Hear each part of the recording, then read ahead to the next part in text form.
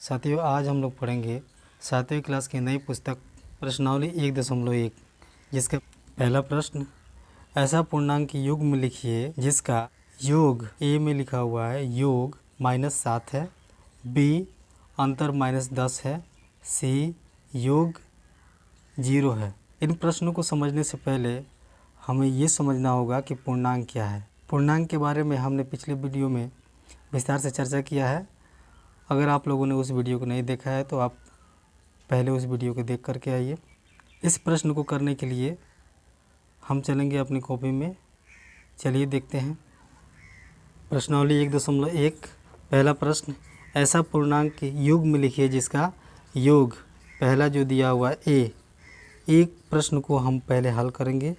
योग -7 है। कहने का अर्थ ये है कि योग -7 होने के लिए हमें इस प्रश्न का पहले निचोड़ समझना होगा। ऐसा पूर्णांक युग्म, युग्म का अर्थ होता है जोड़ा, यानी ऐसे जोड़े को लिखना है जिसको जोड़ने पर हमें -7 प्राप्त हो। तो हम लिख सकते हैं -3 और जोड़ -4। इन दोनों संख्याओं को जोड़ेंगे तो हमें क्या प्राप्त होगा? -7। पहले प्रश्न के बी नंबर पे, बी के लिए हम लोग लिखेंगे, जो कि आपसे कह रहा है कि अंतर -10 है, अंतर -10 है। अब ऐसी संख्याओं का युग्म यानी ऐसी संख्याओं का जोड़ा हमें लेना होगा जिसको घटाने पर हमें -10 प्राप्त हो। तो ऐसे तो हम यहाँ पे -20 और प्लस का 10 अगर लिखेंगे तो इसको घटाने पर भी हमें क्या मिल जाएगा? इन दोनों संख्याओं को हल करने पर हमें -10 मिल जाएगा। अर्थात कहने का अर्थ ये हुआ कि -20 में से +10 को हम लोग क्या करेंगे? घटाएंगे तो हमें -10 प्राप्त हो जाएगा। किंतु इस प्रश्न में अंतर करने के लिए कहा जा रहा है, तो इसको अंतर हम कैसे करेंगे? -6 और अंतर के लिए हम लोग लिखेंगे -4। अब -6 में से -4 घटाएंगे, ये दोनों माइनस है, ये दोनों माइनस आपस में जुड़ जाएंगे और जुड़ने के बाद 6 और 4 मिल करके 10 बन जाएगा और माइनस का साइन है तो माइनस रहेगा। इस प्रश्न का इसका अंतर करने पर यानी -6 में से +4 को हम लोग क्या कर रहे हैं? घटा रहे हैं। इसका अर्थ ये हुआ। तो दोनों को घटाने पर, ये क्रिया करने पर हमें क्या मिलता है? -10 मिलता है। इस प्रकार हमने बी का उत्तर दे दिया। अब सी में कह रहा है कि ऐसी संख्याओं का युग्म, ऐसी संख्याओं का जोड़ा लेना है जिसको जोड़ने पर हमें 0 प्राप्त हो। तो हम संख्या ले सकते हैं। कह रहा है कि योग में हमें क्या प्राप्त होना चाहिए? 0। हम ऐसी संख्या ले लेंगे जैसे -3 और जोड़ का 3 ले लेंगे, माइनस का 3 और प्लस का 3 ले लेंगे। इन दोनों संख्याओं का योग करेंगे तो हमें 0 प्राप्त होगा। ऐसी बहुत सी संख्याएं बन सकती हैं, जैसे -4 और +4 अगर हम लोग इसका योग करेंगे तो हमें 0 मिलेगा। प्रश्न संख्या 1 का सभी ए बी सी को हमने हल कर लिया है। प्रश्न संख्या 2 का पहला भाग, एक ऐसा ऋणात्मक पूर्णांक लिखिए जिसका अंतर 8 हो। इस प्रश्न के लिए हम 2 ऐसे ऋणात्मक पूर्णांक को लिखेंगे जिसका अंतर करने पर हमें 8 मिले। तो वो पहला ऋणात्मक पूर्णांक होगा -2 घटाव का 2 और माइनस का 10। इन दोनों संख्याओं को जब एक दूसरे से घटाएंगे अर्थात अंतर करेंगे तो हमें प्लस का 8 मिलेगा। जैसे कि आप देखिए, अब यहाँ पे -2 लिखा हुआ है और ये 10 के पास जो माइनस है और इसका अंतर जो दिया हुआ, दोनों माइनस को एक दूसरे के साथ गुणा होगा तो ये प्लस का बन जाएगा, यानी प्लस का 10। अब -2 + 10 से घट जाएगा, यानी उसका अंतर हो जाएगा तो हमें प्राप्त होगा 8। अर्थात तो वो 2 पूर्णांक हो जाएंगे -10 और -2, वो दोनों पूर्णांकों का अंतर करने पर हमें प्राप्त संख्या प्लस का 8 मिलेगा। 3 और माइनस का 11, इन दोनों संख्याओं का अंतर अगर हम लोग करेंगे तो हमें प्राप्त होगा प्लस का 8। ये माइनस और माइनस प्लस हो जाएगा, -3 और प्लस 11, इसका अंतर करने पर हमें संख्या मिल जाएगा प्लस का 8। ऐसी और भी सारी संख्याएं हो सकती हैं, ऐसे और भी पूर्णांक संख्या हो सकती है जिसका अंतर करने पर हमें प्लस का 8 मिल जाएगा। तो प्रश्न संख्या 2 के पहला भाग हम लोगों ने हल कर लिया है।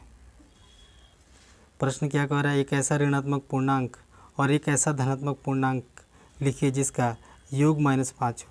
तो हमें ऐसे ऋणात्मक पूर्णांक और ऐसे धनात्मक पूर्णांक लेने हैं जिसका योग करने पर हमें -5 प्राप्त हो जाए। पहले हमें ऋणात्मक पूर्णांक लेना है, तो पहला हम पूर्णांक ले लिए -10 और दूसरा कह रहा है धनात्मक पूर्णांक, तो हम यहाँ पे ले लेंगे +5। हम ले लेंगे -10 और प्लस का 5, इन दोनों संख्याओं का योग करेंगे तो हमें -5 प्राप्त हो जाएगा। इसी प्रकार अन्य पूर्णांक भी लिए जा सकते हैं, जैसे -8 और प्लस का 3 अगर हम संख्या लेते हैं तो हमें प्राप्त संख्या -5 हो सकता है।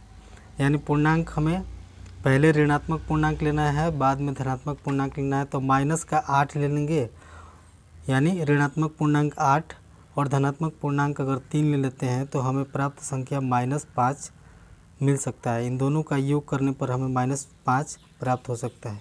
ऐसे बहुत सारे ऋणात्मक और धनात्मक पूर्णांक होंगे जिसका योग करने पर हमें -5 प्राप्त हो जाएगा। अर्थात प्रश्न संख्या 2 के दूसरा भाग भी हमने हल कर लिया। अब तीसरे भाग पे चलते हैं। प्रश्न संख्या 2 के तीसरा भाग कह रहा है एक ऐसा ऋणात्मक पूर्णांक और एक ऐसा धनात्मक पूर्णांक लिखिए जिनका अंतर -3 हो, -3 हो। वह पहला ऋणात्मक पूर्णांक -1 होगा और वह पहला धनात्मक पूर्णांक प्लस का 2 होगा। अब इन दोनों का अंतर करेंगे तो ये प्लस और माइनस माइनस हो जाएगा, -1 और -2, इन दोनों का अंतर हमें -3 प्राप्त हो जाएगा। ऐसे और भी संख्याएं हो सकती हैं जिसका ऋणात्मक पूर्णांक और धनात्मक पूर्णांक का अंतर -3 हो सकता है। संख्या 3, इसी प्रश्नोत्तरी के 3 प्रश्नोत्तर चक्करों में टीम ए द्वारा प्राप्त किए गए अंक -40, 10 और 0 थे और टीम बी द्वारा प्राप्त किए गए अंक 10, 0 और -40 थे। किस टीम ने अधिक अंक प्राप्त किए? क्या हम कह सकते हैं कि पूर्णांकों को किसी क्रम में जोड़ा जा सकता है? ए टीम, यहाँ लिखेंगे हम लोग बी टीम, ये है ए टीम, ये है बी टीम। ए टीम द्वारा प्राप्त किए गए अंक -40, 10 और 0, 3 चक्करों में यानी 3 राउंड में ये अंक प्राप्त किए गए हैं। पहले राउंड में -40, दूसरे राउंड में 10 और तीसरे राउंड में 0। टीम ए द्वारा प्राप्त जोड़ने के बाद देखते हैं कितना अंक प्राप्त हुआ है।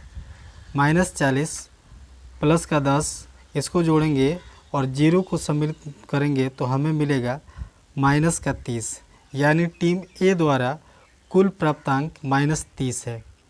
अब चलिए देखते हैं टीम बी द्वारा कितने अंक प्राप्त हुए हैं। टीम बी ने पहले राउंड में 10 अंक प्राप्त किए, दूसरे राउंड में 0 अंक प्राप्त किए और तीसरे राउंड में -40 अंक प्राप्त किए। संख्याओं को कुल करने पर हमें प्राप्त होगा -30, अर्थात टीम ए और टीम बी द्वारा प्राप्त किए गए अंक समान हुए। -30 ए टीम द्वारा प्राप्त किया गया है, -30 बी टीम द्वारा प्राप्त किया गया, अर्थात दोनों टीमों के द्वारा प्राप्त अंक जो है समान है। इनके अगला भाग में जो आपसे प्रश्न किया जा रहा है, क्या हम कह सकते हैं कि पूर्णांकों को किसी क्रम में जोड़ा जा सकता है? बिल्कुल हाँ, इन पूर्णांकों को किसी भी क्रम में जोड़ेंगे तो हमें जो प्राप्त होगा वो संख्या समान होगी। जैसे कि हमने -40 टीम ए द्वारा प्राप्त किए गए अंक -40 प्लस 10 और 0 को इस क्रम में रखा। पहले -40 को, फिर दूसरे राउंड में 10 और तीसरे राउंड में 0। इन संख्याओं को जोड़ने पर हमें -30 प्राप्त हुआ है। टीम बी के द्वारा पहले राउंड में 10, दूसरे राउंड में 0 और तीसरे राउंड में -40 प्राप्त हुए हैं और इन सभी संख्याओं को जोड़ने पर हमें -30 ही प्राप्त हुआ है। अर्थात पूर्णांकों को किसी भी क्रम में जोड़ा जा सकता है, यह सिद्ध हुआ। हम कह सकते हैं कि पूर्णांकों को किसी भी क्रम में जोड़ा जा सकता है और जोड़ने पर हमें समान ही उत्तर आएंगे। इस प्रकार प्रश्न संख्या 3 हल हुआ। अब चलते हैं हम लोग अगले प्रश्न की तरफ। पिछले सभी प्रश्नों में हमने ये समझने का प्रयास किया कि पूर्णांकों को किसी भी क्रम में जोड़ा जा सकता है, जैसा कि हमने प्रश्न संख्या 3 में भी इस बात को सिद्ध करने का प्रयास किया। वैसे ही, ठीक वैसे ही इस प्रश्न में भी यह हम लोग जानने का प्रयास करेंगे। प्रश्न संख्या 4 के पहले भाग में यही दिया हुआ है, -5 जोड़ -8 बराबर -8 और जो रिक्त स्थान है यहाँ पे हम उस -5 को लिखेंगे 5। हमें समान संख्या ही प्राप्त होंगे। उसी प्रकार प्रश्न संख्या 4 के भाग दूसरे में -53 प्लस डैश दिया गया है। यहाँ पे ऐसी कौन सी संख्या रखेंगे कि बराबर के उस साइड हमें -53 ही प्राप्त होंगे। तो वो संख्या होगी 0। उस संख्या होगी 0। उस संख्या को 0 को -53 के साथ योग करने पर अर्थात जोड़ने पर हमें -53 ही प्राप्त होंगे। प्रश्न संख्या 4 के भाग 3 17 जोड़ डैश बराबर 0। यहाँ कौन सी ऐसी संख्या रखी जाएगी जिसको जोड़ने पर, जिसका योग करने पर हमें 0 प्राप्त होंगे। हम यहाँ रखेंगे -17। इस संख्या का 17 के साथ योग करने पर हमें 0 प्राप्त होंगे। प्रश्न संख्या 4 के भाग 4 13 प्लस कोष्ठ -12 और बड़े वाला कोष्ठ प्लस कोष्ठ डैश बराबर 13 प्लस -12 प्लस -7। अर्थात इन संख्याओं को, पहले दो संख्याओं को एक बड़े वाले कोष्ठ में घेरा गया है और एक संख्या को बाहर किया गया है। फिर बराबर के दूसरी तरफ 13 को बाहर किया गया है और दो संख्याओं को कोष्ठ में, मझौले कोष्ठ में रखे गए हैं। हम देखेंगे इन दोनों संख्याओं को बराबर करने के लिए इधर जो संख्या बचा हुआ है यहाँ पे हम यहाँ लिखेंगे -7। अर्थात अब ये दोनों तरफ बराबर के दाहिने और बराबर के बाएं साइड दोनों तरफ की संख्याएं आपस में बराबर हुई और ये सिद्ध हुआ कि पूर्णांकों को किसी भी क्रम में जोड़ने पर हमें उत्तर समान मिलता है। ठीक उसी प्रकार प्रश्न संख्या 4 के भाग 5 -4 प्लस कोष्ठ, बड़े वाला कोष्ठ 15 प्लस -3 बराबर -4 प्लस 15 और बड़े वाला कोष्ठ और प्लस यहाँ पे खाली स्थान दिए गए हैं। जो खाली स्थान है तो बराबर के बाएं साइड में जो संख्या है -3, इस -3 को हम यहाँ रखेंगे बराबर के दाहिने तरफ। तो ये संख्याएं आपस में बराबर हो जाएंगी। अर्थात हम कह सकते हैं कि पूर्णांकों को किसी भी क्रम में जोड़ा जा सकता है। यह बात यहाँ सिद्ध होता है। इस प्रकार प्रश्न संख्या 4 हल होता है और प्रश्नावली 1.1 समाप्त होता है।